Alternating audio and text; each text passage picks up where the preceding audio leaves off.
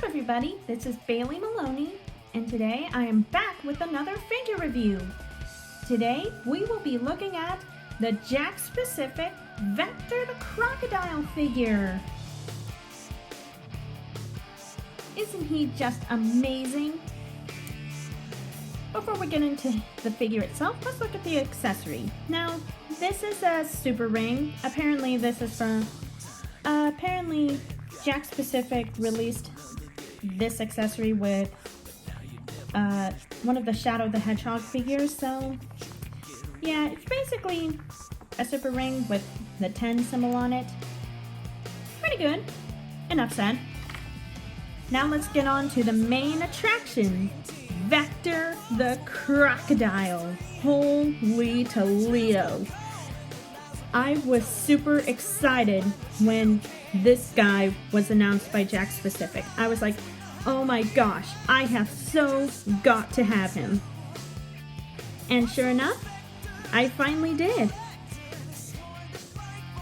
The painting and the sculpting on this figure looks just fantastic. Really fantastic. They got the head right, they got the headphones, the golden chain, arms, his wrists, his shoes, although the bottom of his shoes were not painted on, so I had to do mine with my Jazzwares figure of Vector the Crocodile. And here's the thing, this is the second time that Vector was made as a figure. The first time being was Jazzwares, who managed to create Vector and Espio from in a comic book pack. It was made to release one of the Archie comic books. But yeah, unlike the Jazzwares counterpart, his mouth is open. In fact, we'll be getting a look at the articulation in a bit. But yeah, with Jakks Pacific making more and more figures of Sonic characters, like they already made Rouge the Bat, Espio the Chameleon, E123 Omega, and of course,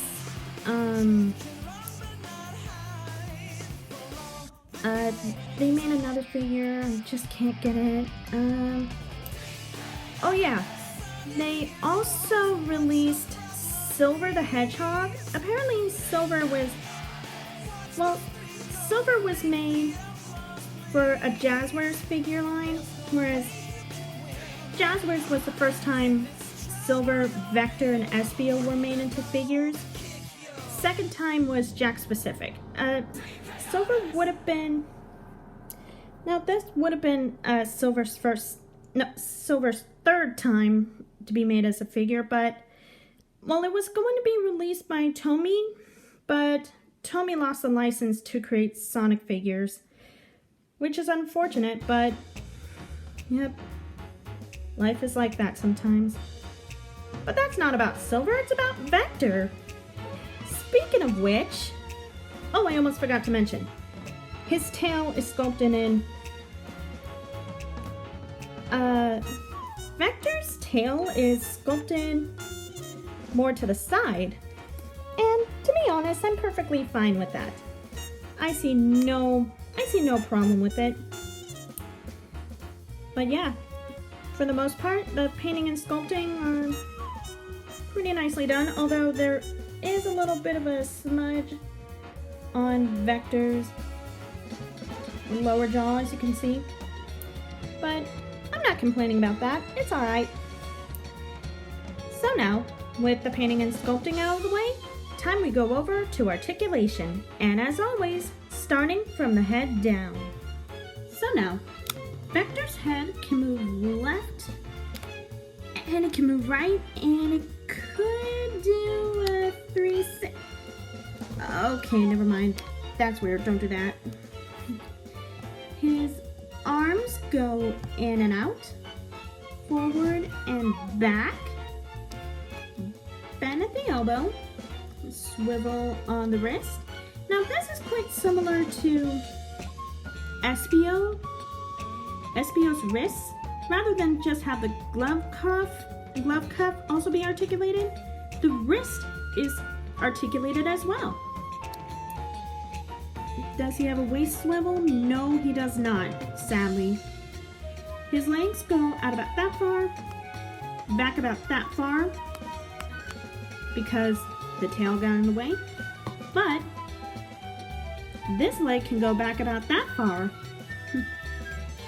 The legs can also spread about that far, quite similar to Amy Rose.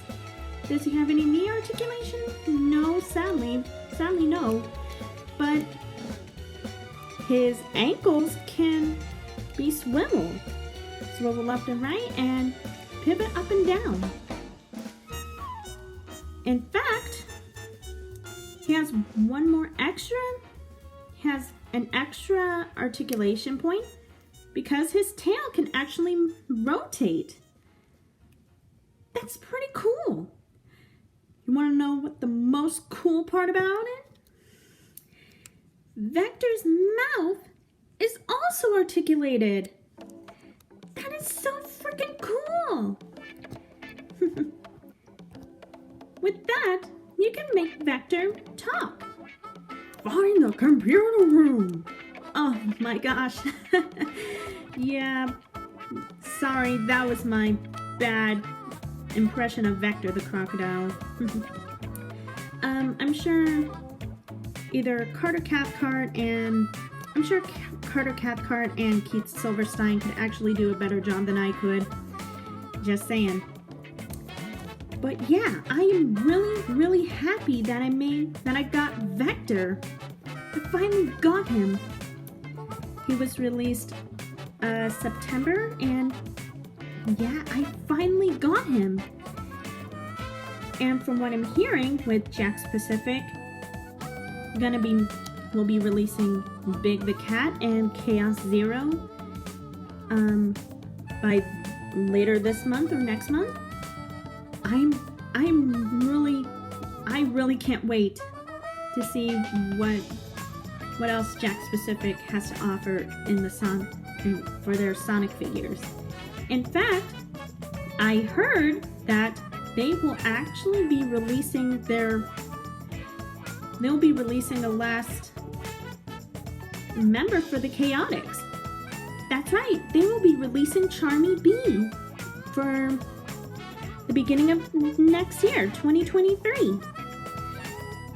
I can't wait to see Charmy Bee as a figure. I can't wait to see Big the Cat as a figure. I can't wait to have Chaos Zero be in his figure form. And from what I can see, I can't wait to see what 2023 will bring for Jakks Pacific. Hopefully they'll get around into making Blaze the Cat, Tikal the Echidna, and Cream the Rabbit, and Cheese the Chow. I mean, come on.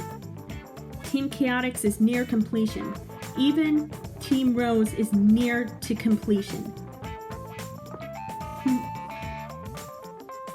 If Jakks Pacific can officially complete Team Sonic and Team Dark, they can complete both Team Chaotix and Team Rose too.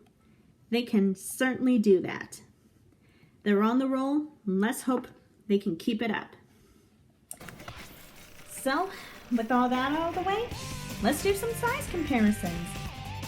Here is his teammate, Espio the Chameleon. And here is their friend, Knuckles the Echidna. Here's a little bit of a history. Knuckles was also in the Chaotix, but Vector officially became a leader for the Chaotix for Sonic Heroes, released in 2004. So yeah, but the pre-Super Genesis wave had Knuckles be the leader of the Chaotix, and yeah, that was pretty cool. No doubt about it. Well, that wraps up my figure review on the Jakks Pacific Vector the Crocodile figure. If you like this video, please leave a like, leave a comment, and consider subscribing to my channel. This is Bailey Maloney, signing off. See ya!